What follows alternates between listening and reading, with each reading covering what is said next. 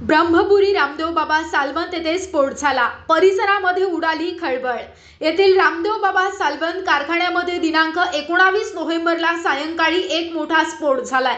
या दुर्घटनेमध्ये कामगारांनी पळ काढत स्वतःचा बचाव केला, परंतु एक कामगार त्यामध्ये बचाव न करू शकल्याने गंभीर जखमी झाला असून त्याला तातडीने उपचारासाठी जवळच्याच रुग्णालयामध्ये दाखल करण्यात आलं। या स्फोटाचे कारण अद्याप समजू शकलं नाही, परंतु प्राथमिक माहितीनुसार कारखान्याच्या आत खाद्यतेल तयार करत असताना हा स्फोट झाल्याची शक्यता आहे। स्फोट इतका मोठा होता की कारखान्याच्या इमारतीचा काही भाग कोसळला। घटनेची माहिती मिळताच अग्निशमन दल आणि पोलीस घटनास्थळी दाखल झाले। त्यानंतर मदत आणि बचाव कार्यही सुरू झालं।